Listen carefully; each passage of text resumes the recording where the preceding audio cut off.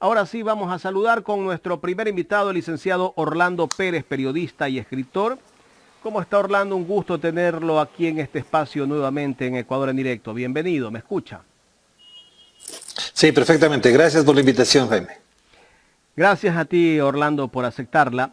A ver, Orlando, bueno, este tema de los Pandora Papers pues sigue dando mucho que hablar, pues para muchos medios no es de importancia, para otros sí, como los medios digitales, los pocos medios digitales que siempre estamos dando cobertura a toda la información que se genera, no solamente lo que pasa en el gobierno, sino lo que pasa fuera del gobierno. Te pregunto a ti, desde el punto de vista periodístico, Orlando, ¿cómo ves el tratamiento que se le ha dado a la información de parte de los comunicadores? Mira, hay dos elementos ahí. Lo uno es que estas revelaciones para el Ecuador no constituyen tal, es decir, no son tan reveladoras, porque en el año 2017 ya se había dicho por parte de algunos medios que iniciaron con el reportaje de Página 12.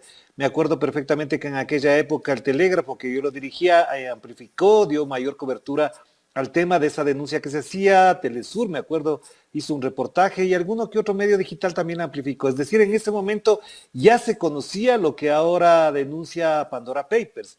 Y eso me parece que además nos lleva a pensar por qué en ese momento los medios que ahora se destacan por supuestamente darle énfasis al asunto no tomaron en cuenta algo que constituía, tenía como base una realidad.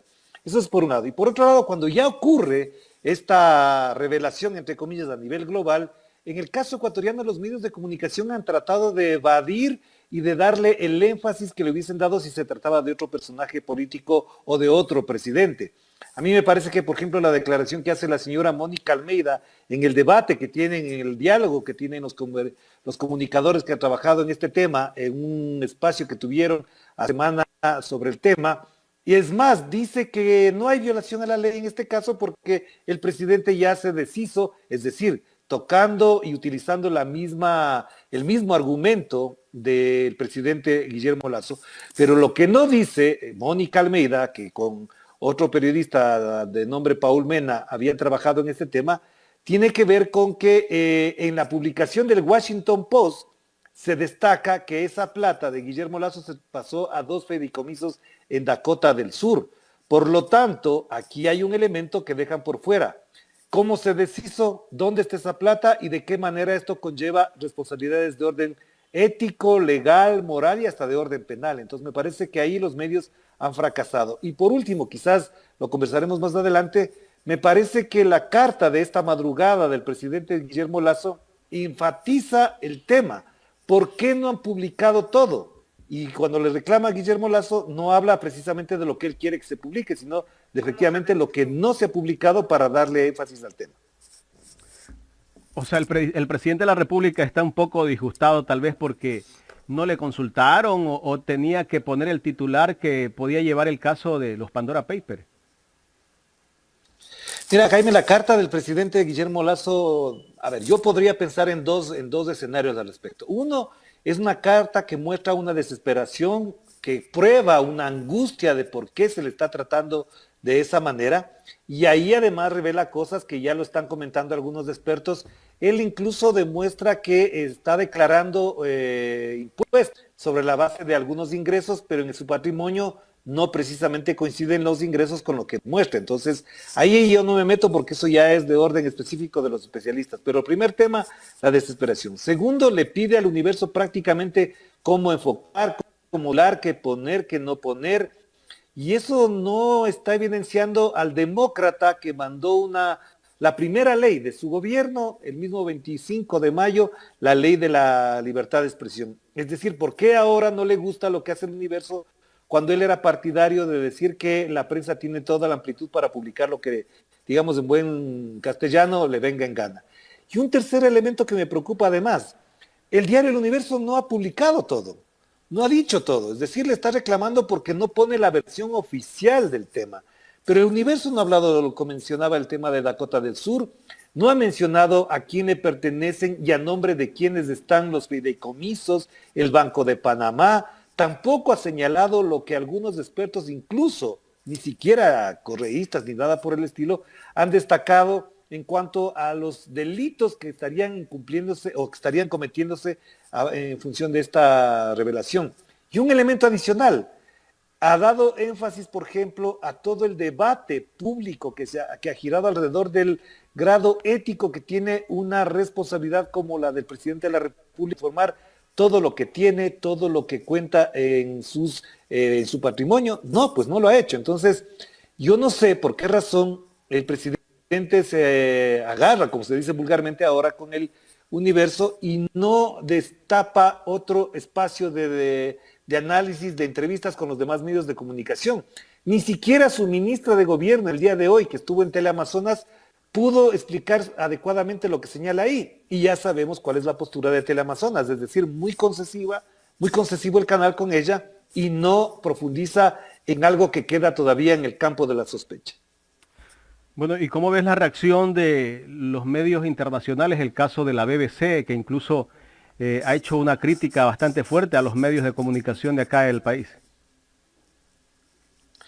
Mira, lo que pasa es que a nivel mundial un acto de esta naturaleza no puede quedarse en la tercera página, en la quinta página, en el recuadro de la nota principal.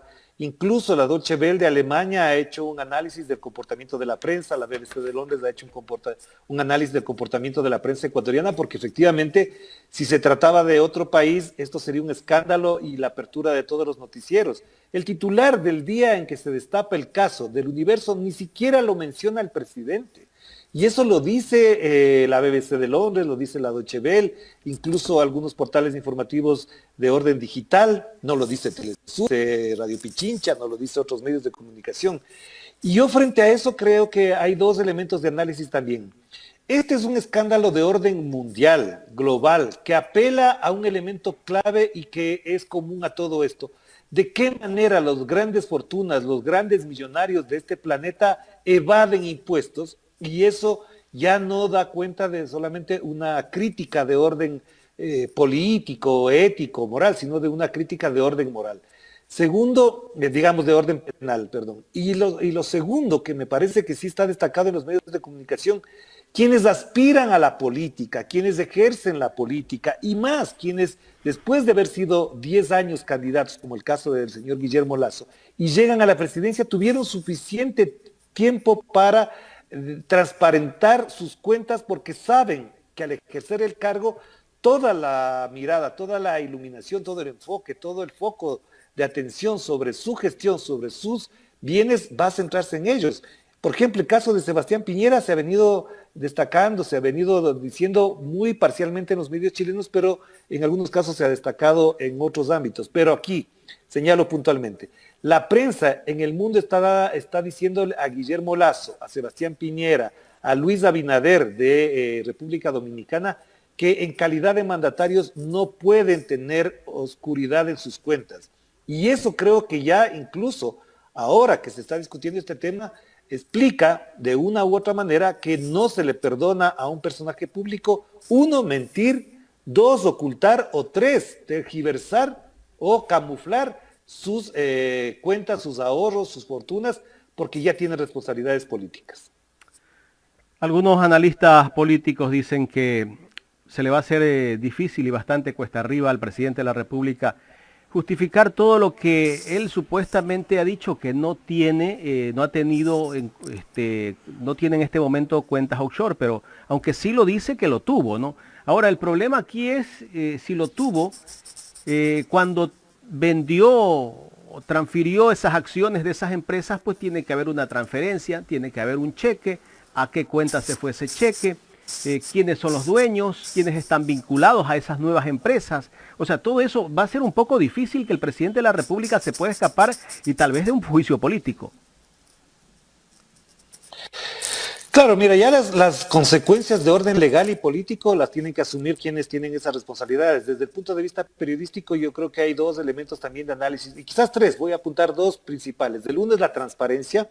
El presidente de la República está en la obligación de transparentar lo que tú acabas de mencionar, Jaime, es decir, si él se deshizo lo que dijo en cadena nacional, que no coincide con lo que dijo en el 2017, donde le dijo a Andrés Carrión y en una entrada de calle con varios medios dijo que su patrimonio estaba en el Ecuador. Él tiene que transparentar, y al transparentar podríamos tener incluso la tranquilidad de que nos diga dónde está esa plata y a quién le pertenece ahora su fortuna. Porque además, según la ley del 2017, si él trasladó a su esposa, a sus hijos, evidentemente ahí hay un delito o un supuesto delito de testaferrismo.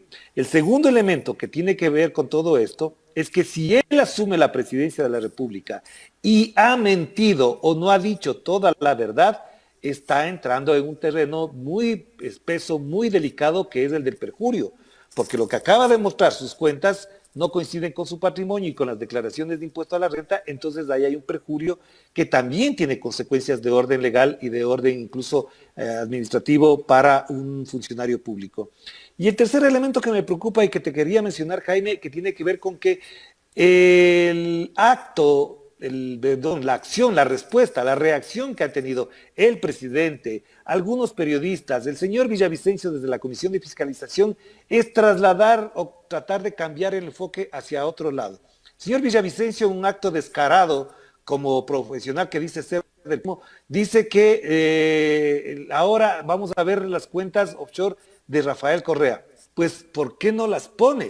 Y yo me pregunto, y le pregunta al señor Fernando Villavicencio si tiene todavía la talla de periodista, ¿ustedes creen que la Corporación de Periodistas hubiese encontrado las cuentas de Rafael Correa, no lo hubiese publicado de inmediato? Las habría publicado prácticamente de inmediato, es decir, no se habría demorado un segundo en hacerlo. El Universo, lo primero que estaba buscando es que actores políticos del correísmo tenían cuentas offshore. Entonces no desviemos la atención, porque te digo de verdad, si hay responsabilidades con la primera magistratura del país, del primer mandatario, de quien tiene la representación del Estado, es sobre él que pesan, digamos, la responsabilidad de descargar las supuestas acusaciones, no acusaciones, sino las supuestas implicaciones que esto tiene. Entonces, me parece que ahí hay un análisis más de fondo que la sociedad ecuatoriana y la democracia ecuatoriana no puede dejar de lado. Debemos discutir estos temas. Y yo me acuerdo evidentemente que, por ejemplo, cuando se dio el caso Watergate en Estados Unidos, esto implicó la renuncia del presidente y esto obviamente trae consecuencias de orden incluso económico para el país, porque quiero señalar que en la consecuencia o en la evidencia, si esto se prueba, también ¿quién quiere invertir en este país? ¿Quién le va a dar garantías al ciudadano presidente de que la inversión que llegue acá tenga los efectos inmediatos cuando hay sospechas, graves sospechas, de que todo lo que ingrese por acá o no llegue directamente o se transfiera los recursos hacia cuentas o paraísos fiscales de quienes, no siendo mandatarios, tengan responsabilidades, por ejemplo, en la inversión extranjera, en las riquezas que genera la inversión extranjera? Orlando, ¿tú no crees que la palabra del presidente de la República está perdiendo credibilidad? Porque él como presidente de la República exige a los ecuatorianos que paguemos impuestos e invita a los inversionistas a que vengan a invertir al país. Sin embargo, el mal ejemplo lo está poniendo él. Él saca su dinero y se lo lleva a paraísos fiscales. Mira, yo creo que este momento, si haces una encuesta, y me han dicho, no sé si sea cierto, que ya hay encuestas donde la credibilidad del presidente está por debajo del 50%, considerando varios elementos, las derrotas que ha sufrido en la Asamblea al no aceptarle la terna para el Banco Central, el presupuesto del Estado y la propia ley de oportunidades, ya dice que algo está pasando. Segundo, algo muy grave, que es la crisis carcelaria, que en ningún país ha ocurrido en los últimos años una masacre, una matanza de esa dimensión. 119 muertos en un solo día, más de 239 en lo que va del año, y que no tiene una respuesta efectiva de quien dijo que resolvería los problemas en 100 minutos. Eso da cuenta de la credibilidad. Y tercero, imagínate el tema de los Pandora Papers que ya hemos analizado. Esto incluso, me atrevo a decir algo que es muy importante en este caso, Jaime, y que algunos amigos que nos escuchan podrán coincidir conmigo, no. Pero a mí me suena un déjà vu impresionante con el gobierno de Yamil Maguad. Después de la firma de la paz, Yamil Maguad era el gran estadista, era el gran conductor del país, un tipo incluso mejor preparado que el propio Guillermo Lazo para administrar el Estado. tenía los niveles de popularidad muy altos, y apareció señor Azpiá a su seminario y le reclamó por la plata que le había depositado para su campaña electoral, y empezó el declive de Yamil Maguad, que después vino ya todo lo que sabemos, feriado bancario y caída del gobierno.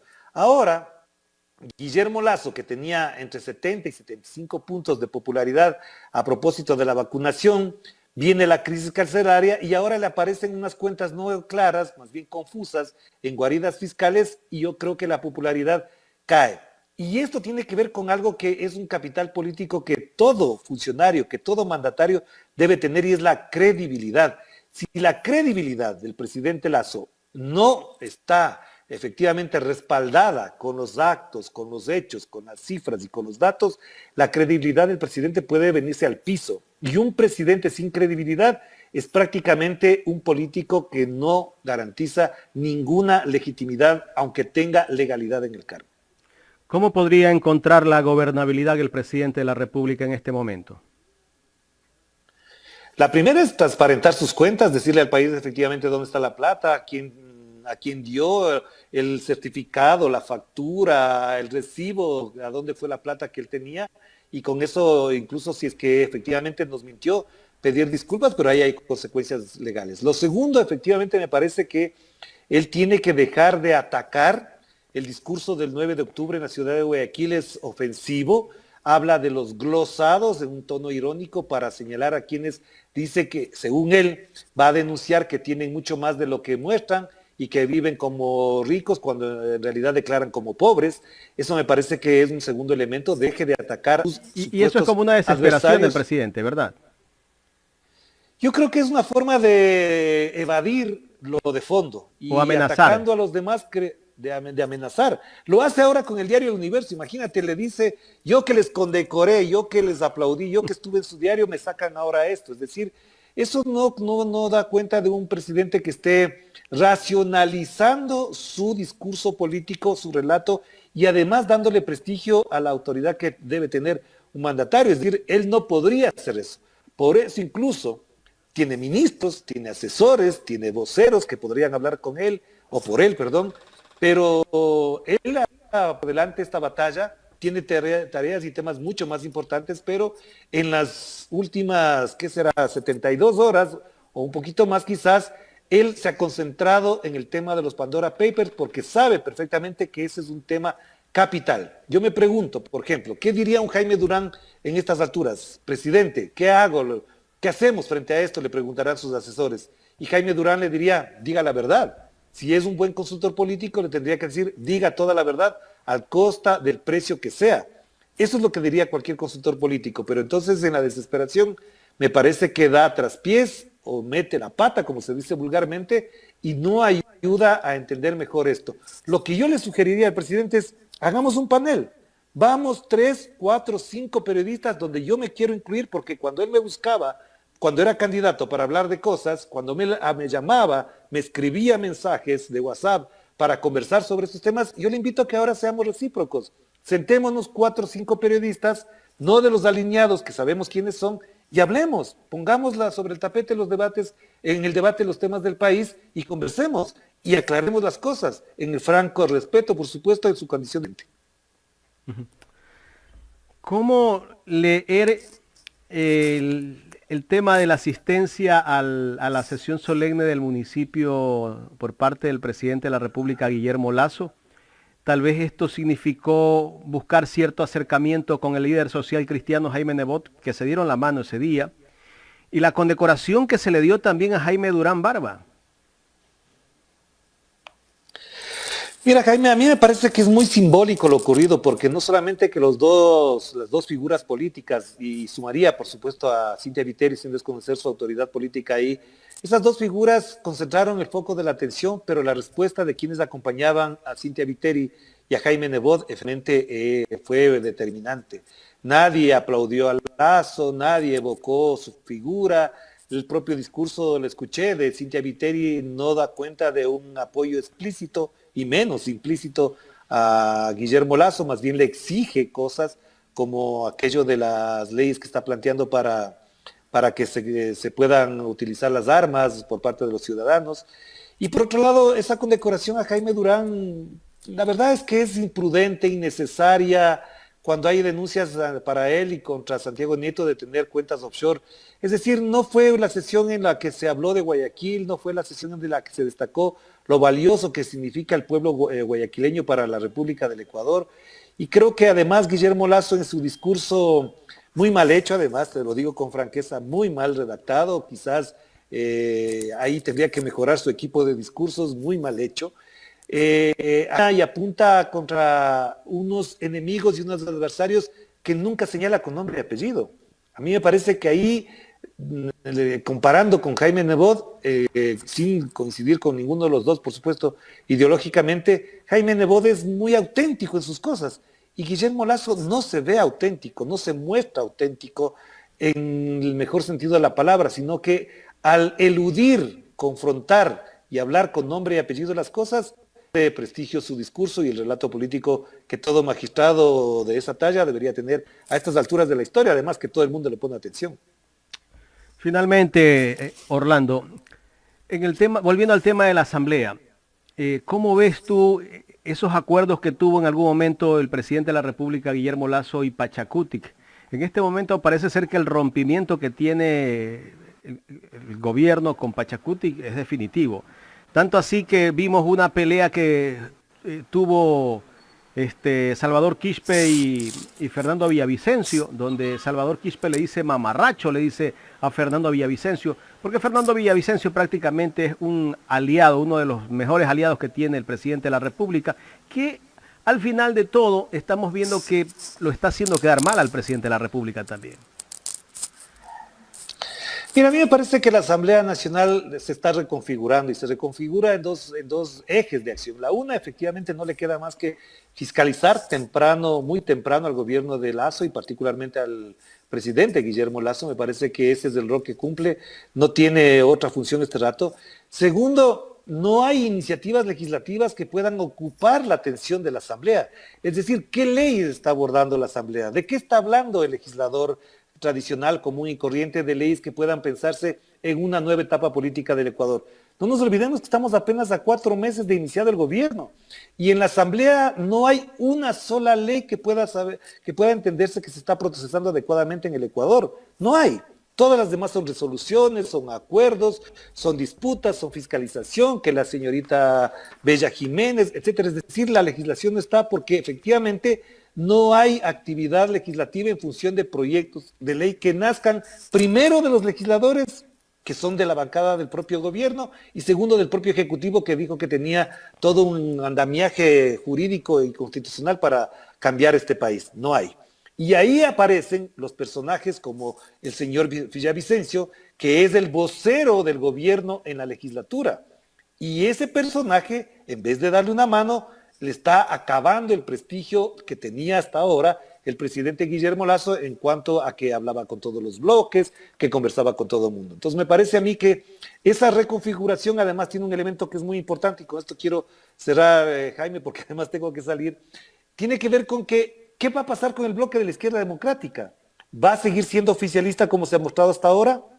¿Qué va a pasar con esos independientes que juegan y se facturan de acuerdo a las circunstancias políticas? La votación de 105 legisladores a favor de pasarle la investigación a la Comisión de Garantías Constitucionales te dice un número muy simbólico.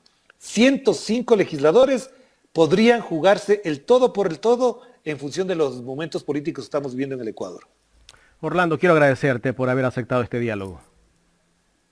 Gracias, un abrazo. Aquí presto siempre para conversar y pensar en voz alta.